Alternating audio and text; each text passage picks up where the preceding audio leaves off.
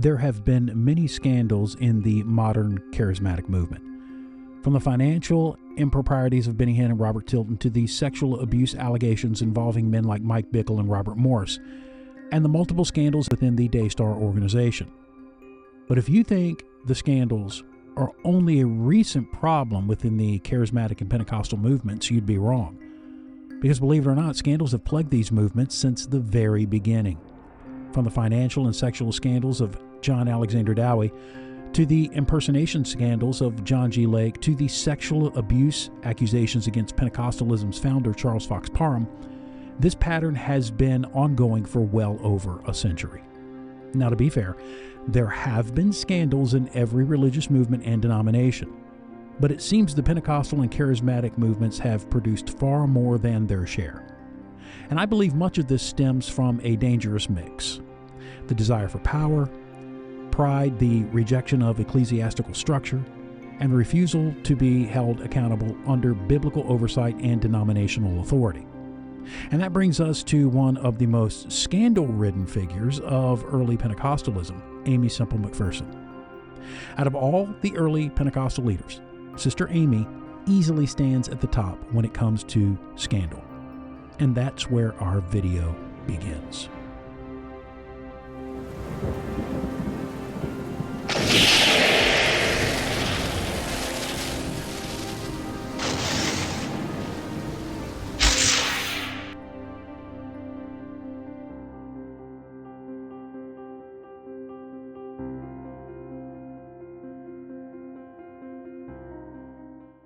When they got to China, within 2 months, Robert died. They both got malaria. On top of that, he got dysentery. So Aimee was 8 months pregnant when Robert died. She, being very sick herself, was bedridden, gave birth to her daughter, Roberta, about a month after he passed away.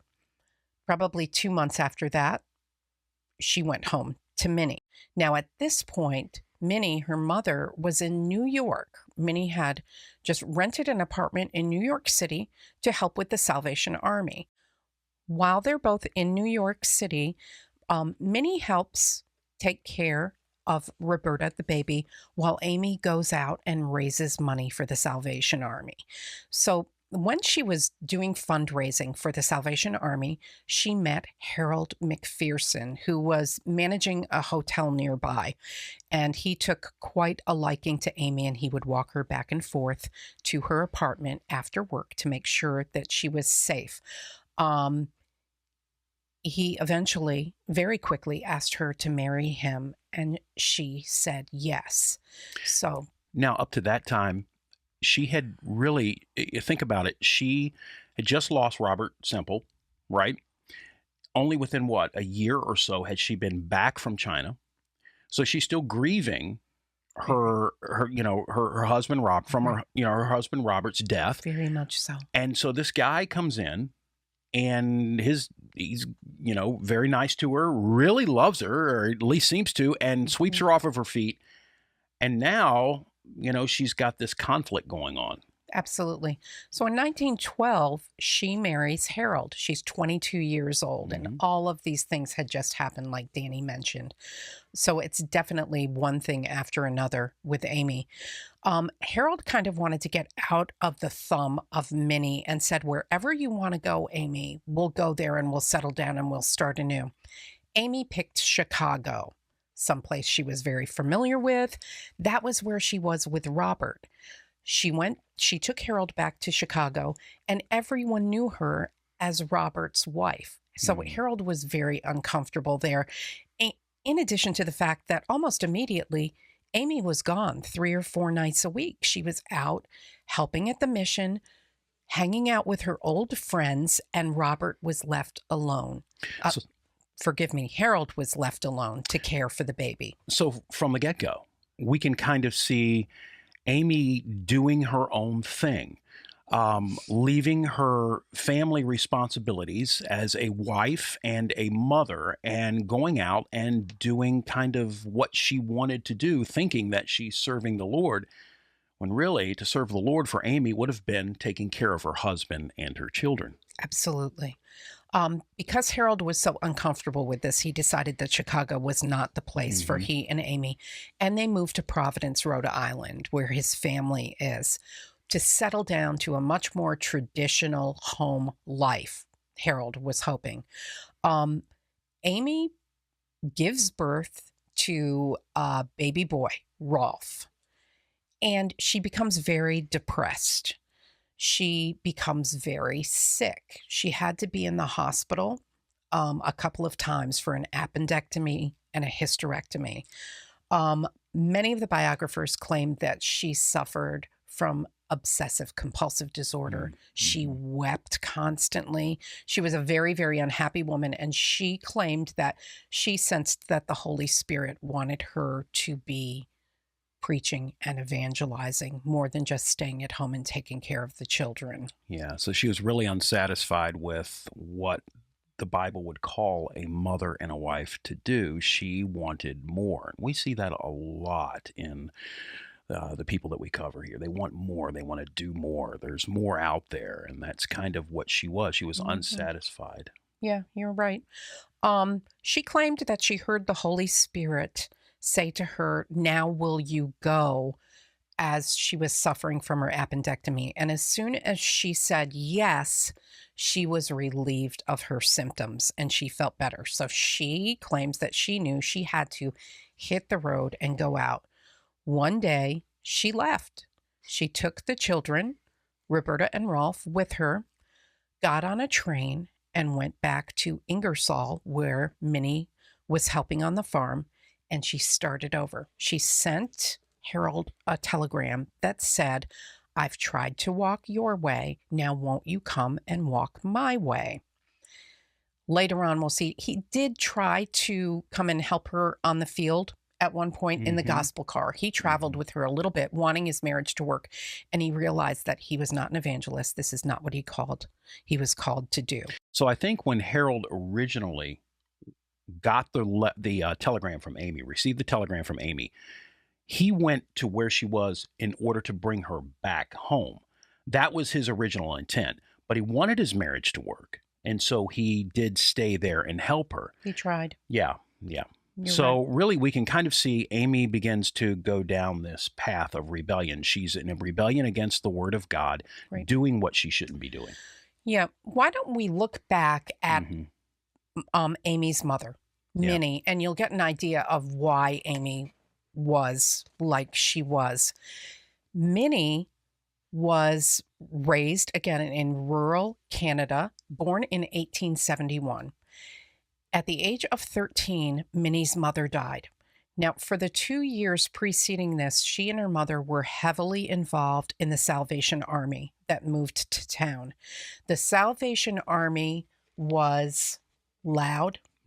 They would come into town, they would beat the drums, they would blow the horns, they were just, and what was it? I think one reporter said they were long on enthusiasm, but short on talent. I think their main goal was to just see how much noise they could make. And they were there to fight the devil. They were in uniform. They put on a show. So this is what Minnie grew up with. When her mother died, her mother had actually asked the Salvation Army to take care of Minnie. So Minnie went, and the Salvation Army became her family. They were in Ingersoll when Minnie was 15 years old in 1886, and James Kennedy, who owned a farm, was having trouble taking care of his ailing wife. He asked the Salvation Army if they had someone who could help him, and they sent 15-year-old Minnie to start taking care of his ailing wife. His wife died, and soon after that, 50-year-old James Kennedy asked 15-year-old Mildred to marry him, and she did.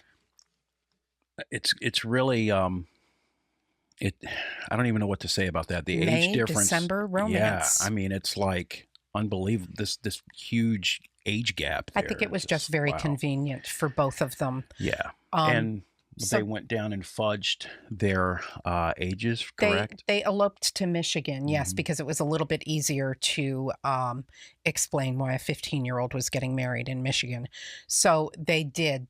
She raised her age 8 years on the marriage certificate, and he lowered his 7 years, so it didn't look quite as big of a gap. In 1890, Aimee was born out of this union. Minnie compared herself to Hannah. She claims she offered Aimee to God and asked that God use Aimee to do all of the things that Minnie wanted to do in her life, but was not able. Through her relationship with her mother, Danny, I think you can see how Minnie did not feel any affection. She was kind of cold towards her husband. She would go out and do her thing in the Salvation Army. 100% independent. Yeah. She would go back and help James on the farm during the harvest. And that's it. But when she wanted to leave and help the Salvation Army, she was gone. So where did Aimee get all of this, or get these kind of traits? Of course, she got the traits from her own mother. And the poor guy, the poor farmer that's spending all of his time on the farm, ends up dying alone. That's the sad thing. In 1921. She wasn't even there. Yeah. She wasn't even there. Aimee was on the road. Minnie was on the road. And James was all alone on the farm. So then, like mother, like daughter, we can see a lot of similarities here. Very much so. First of all, the unfortunate thing about Minnie's husband is that he died alone, as we said. But Harold was kind of in the same predicament because Aimee was doing what Aimee wanted to do. And so Harold leaves, Harold goes home. And eventually, he files for divorce. And I think you have something interesting to read about that divorce. Right. This is coming from the Matthew Sutton biography called Aimee Semple McPherson and the Resurrection of Christian America. And he writes about what Harold stated in the divorce filing. It says, Harold McPherson's Rhode Island divorce records issue a stinging indictment of the evangelist, claiming that she treated him with extreme cruelty. He listed desertion as the primary reason for the divorce. She hit me a number of times, he wrote, and pulled my hair and tore the shirt off my back. She also threatened to take my life, and she threatened to take her own life. He added that Minnie Kennedy had also vowed to kill him, although I never gave either of them any cause at all for their abuse of me. A family friend who testified at the hearing claimed that Aimee had a terrible temper. This witness added that the evangelist is a wonderful actress and can throw a fit anytime she wants to. Harold later called Aimee an angel in the pulpit, but a wildcat at home.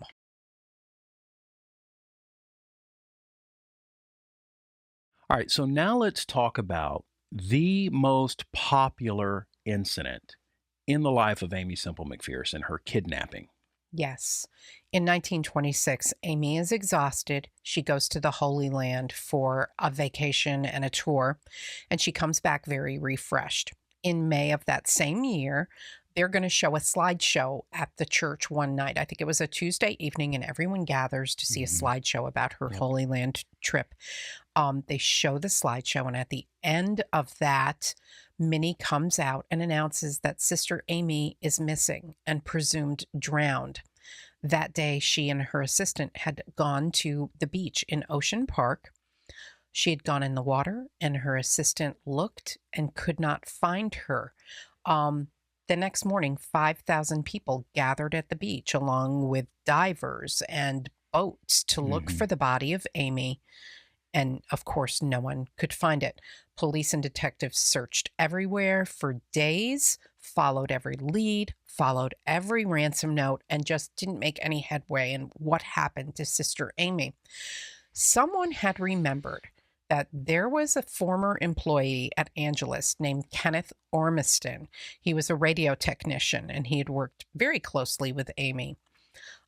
He was declared missing by his wife at the same time.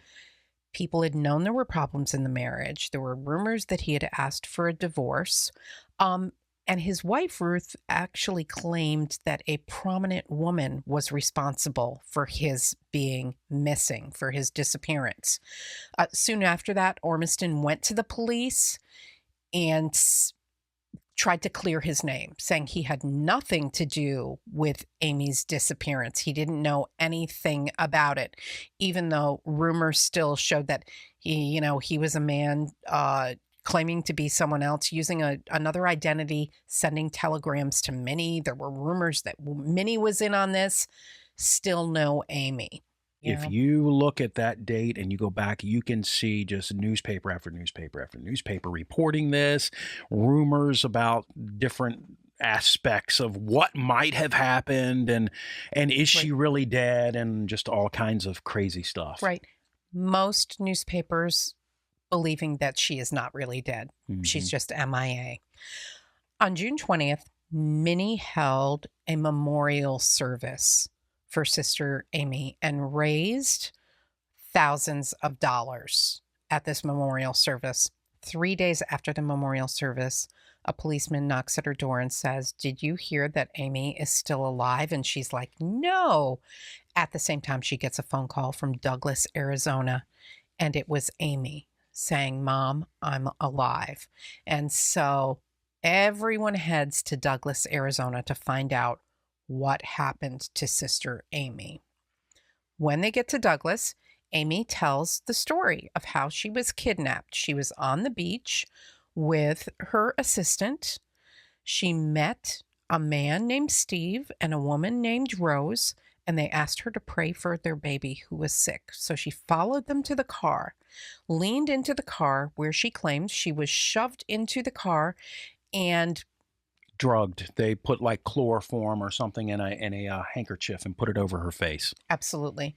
She woke up groggy much later on, and she was in a little shack in Mexico where Steve, Mexicali Rose, and another man named Felipe were making sure that she stayed there.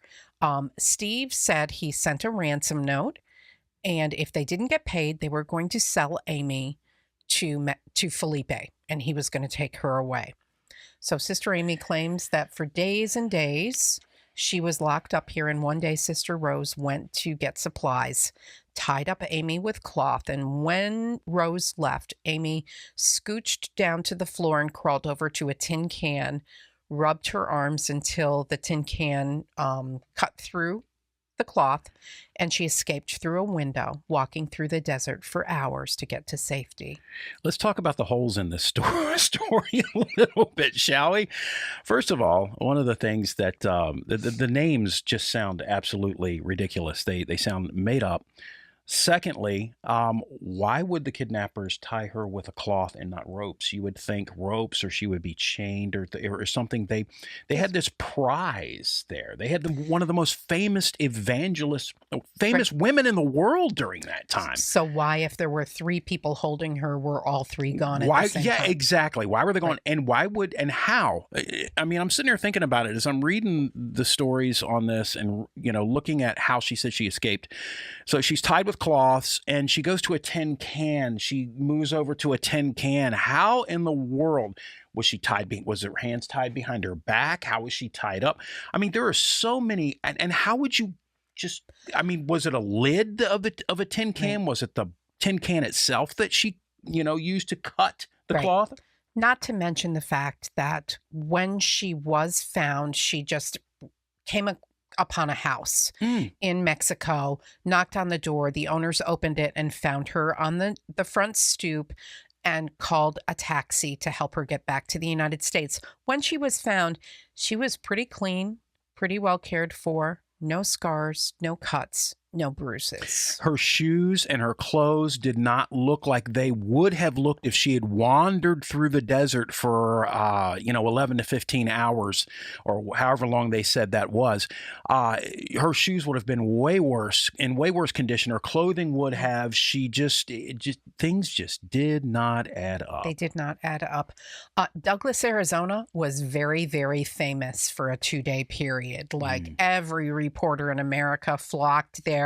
Thousands of people went there just to be near Sister Aimee, who her followers were just thrilled that she was alive, and everyone else was there for a great story.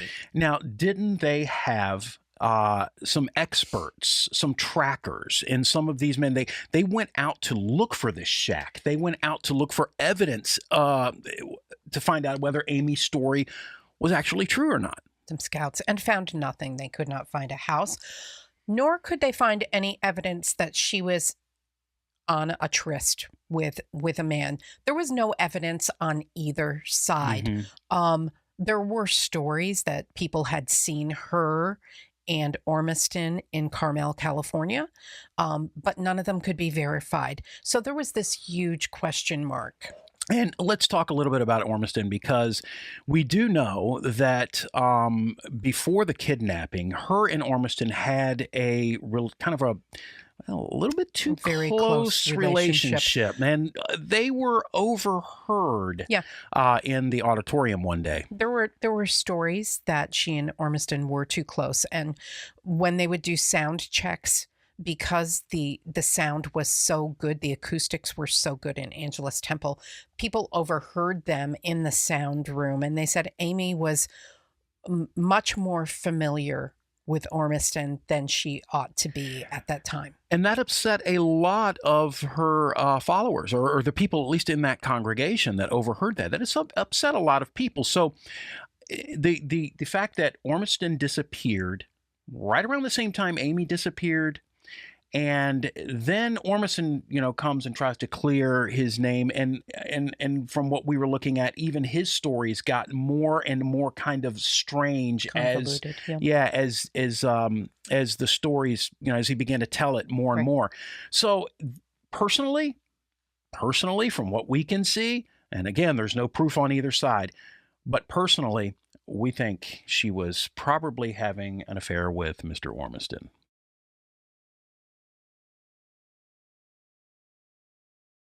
In April of 1927, she and her mother were having huge problems. Her mother wanted Aimee to be a little more self-controlled. And of course, Aimee, being like her mother, wanted to do what Aimee wanted to do. So Aimee asks for her mother's resignation as the business manager. So Minnie leaves. As soon as Minnie leaves, things start to go downhill at the temple. Things start to fall apart because, as we said earlier, Minnie had the business mind. She was the one that was running everything behind the scenes. Aimee was very smart and very entertaining and very talented to be able to put on the shows and things that she did. But it was the mom. It was Minnie that was running everything behind the scenes, keeping things organized. So when Minnie left, like Robin said, things just went. And it didn't take long. Aimee continued to go on crusades, finding, I think, more enjoyment in being out on the road than being settled down at Angelus Temple. They got a new treasurer. And the finances started to totally fall apart. And it was within months that Aimee asked Minnie to come back and head the ship again so that it wouldn't sink. There were a ton. I think we were talking yesterday, and Angelus Temple was built without any debt. There was no debt whatsoever when Angelus Temple was built. But now, after Minnie leaves, now Angelus Temple accrues a huge amount of debt because of all of the foolish financial decisions that were made after Minnie left. So now something needs to give. Something needs to happen. So Minnie is back, and things are starting to go smoothly again. Aimee goes on another European tour, which failed for the most part. People in Scotland did not like Aimee for some reason. They just found her to be another boring American evangelist who really didn't have anything new to say. And we have a clip about when she returns from that tour. Absolutely.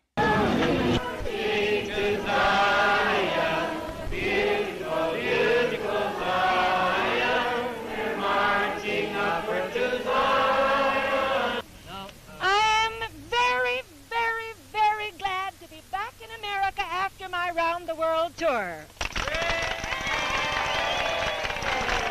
We're touring the whole world. I am convinced that the nations are looking to America for leadership. I'm sorry that since we have gone away, the Blue Eagle seems to have fallen to the earth in many places, but I still believe that only one thing can cause people to fly, and that's the two wings. The wing of material prosperity and the wing of spiritual recovery. And I hope that out of all this suffering may come a better understanding and a national revival. I thank you. In 1929, things started to fall apart on the home front a little bit. She and Minnie were having a lot of problems. Yep, and this is where, as we were talking about earlier, you can see some violence that comes out, Right. in the relationship between her and her mother. Yeah. Now, according to Minnie, Minnie was going to get a facelift. And if Aimee liked how Minnie's face looked, Aimee was going to get a facelift. So Minnie gets the facelift. Weeks later, she shows up in public with a broken nose. She's back in the hospital, and she claims that Sister Aimee broke her nose in a fight. And while she was there, the reporter asked her, "Did Aimee do this to you?" And she nodded yes. Right. So at the same time, Aimee went into hiding. She was out of public eye for 4 or 5 months. Minnie claims that Aimee was getting a facelift. She said, I would look in the cottage and she had her face totally wrapped. There were also claims that Sister Aimee was having a nervous breakdown, which there were records of her having that on numerous occasions. She was not extremely stable. Not emotionally stable. And so, what happens after that? She goes on a world tour. She does. Well, when she comes out of hiding, she looks amazing. She had dropped a lot of weight. Her face was glowing, like someone said she looks like she did when she was a teenager. So obviously there was probably some facelifting going on.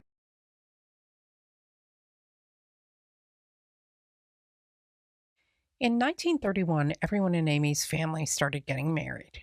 So Roberta, her daughter, got married. Her son Rolf got married. Even her mother Minnie got married. Now, just so you know, Minnie married a man who it was later found out was already married to another woman. So that marriage didn't last for long, but for a brief period, Minnie was happily married.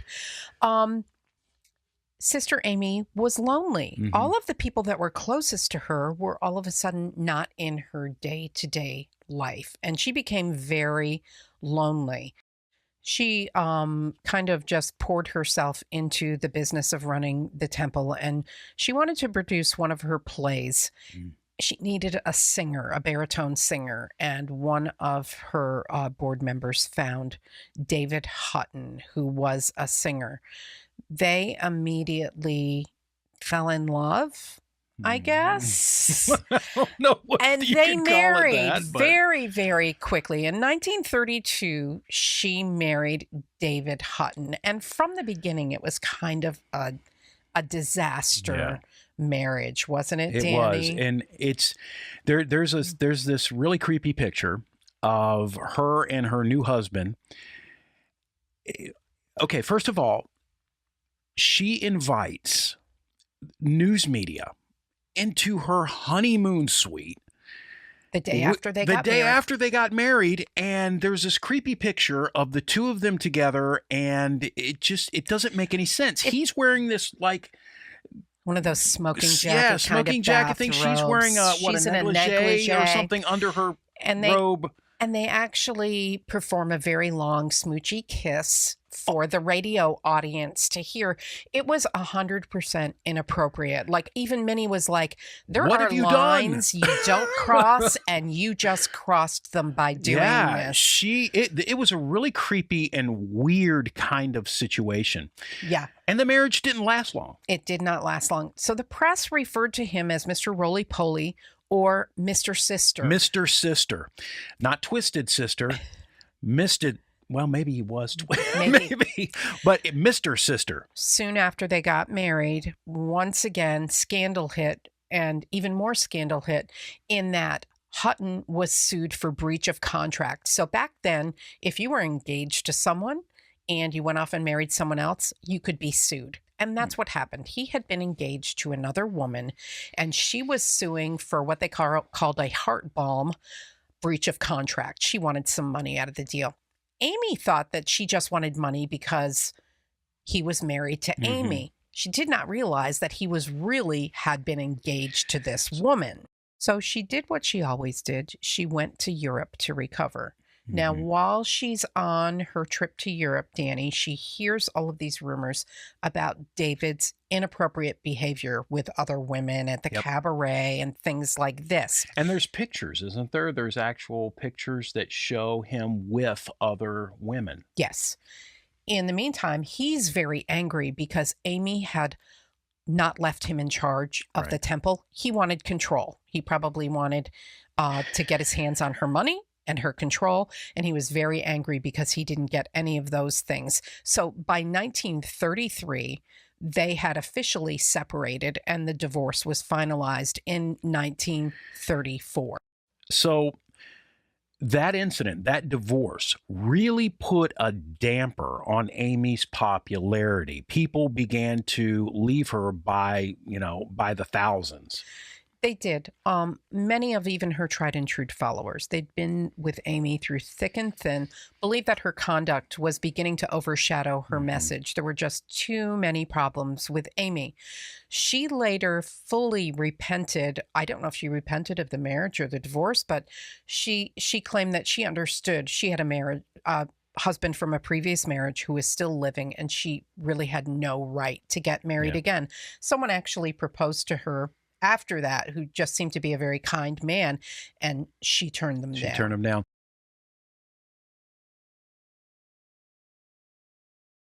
She decides to go to Broadway. I have come to Broadway, the Mecca of sin, the citadel of worldliness. Oh, I feel, in answering this invitation, as though I should like to stand in the midst of the Broadways of America and lift up my hands and cry, stop!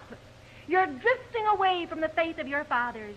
You're drifting away from prayer, drifting away from the Bible reading, drifting away from the family altar, and only ruin and a heartbreak and a home break lay in the direction of backsliding. I am coming out to help bring you back, if I can, to the fold. Give me a burden for souls, Lord. Give me a... Her church, again, is floundering financially. And she has preached against Broadway.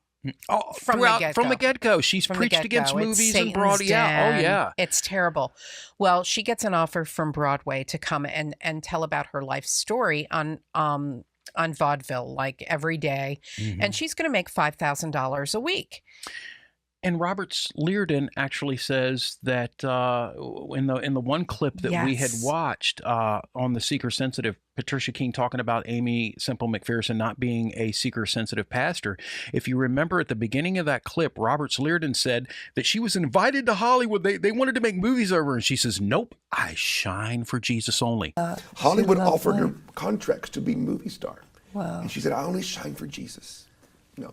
Not true. Not true. Not true. She pursued this. This is something that Aimee wanted. And the Hollywood thing, she actually did a screen test for, and she failed. She wanted to be in the movies, and she didn't make it.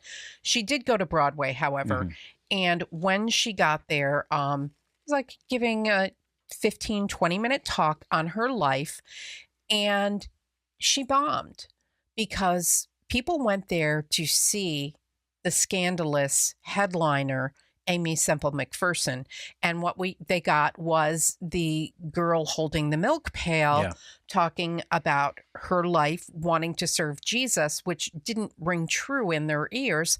And she did not talk about the kidnapping. She didn't talk about her problems with Minnie. She didn't talk about her marriages and divorces, and that's what people really wanted.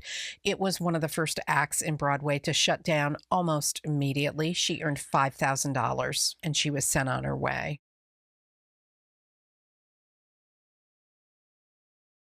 In September of 1944, she was on a revival in Pasadena with Rolf.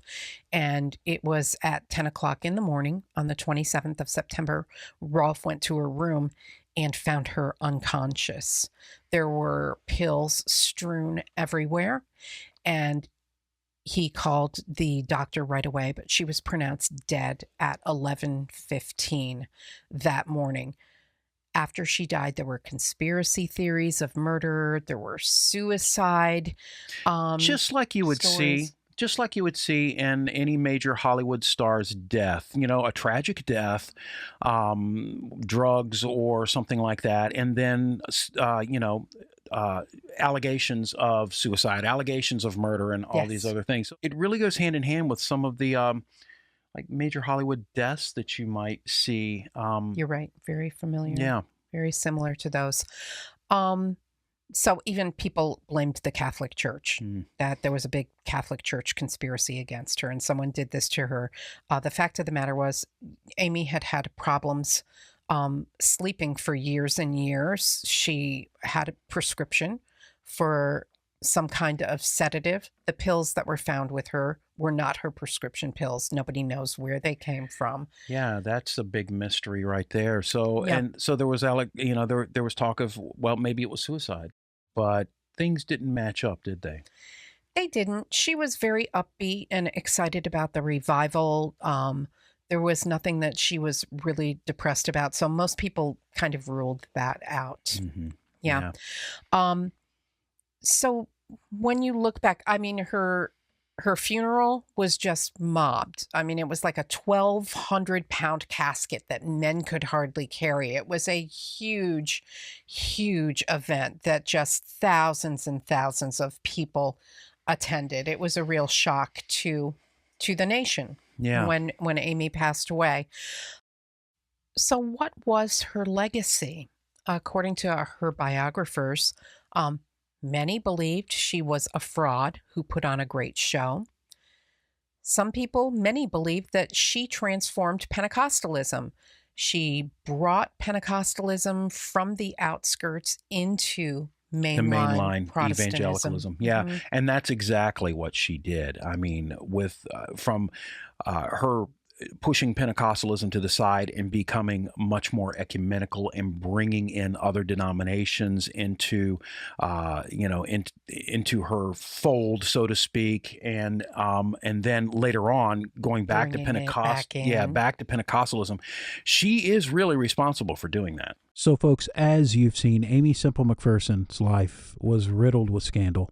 And even setting aside the issue of her being a woman in the pulpit, which Scripture clearly prohibits, she still failed to meet the qualifications of a pastor. Time and again, she was more concerned with her public image than she was with biblical truth. And sadly, this seems to be a running theme in much of modern charismaticism. Now, to be clear, no one is saying that every Pentecostal or charismatic falls into this. But when you look at the movement as a whole, the overwhelming majority of scandals we see today continue to come from these circles.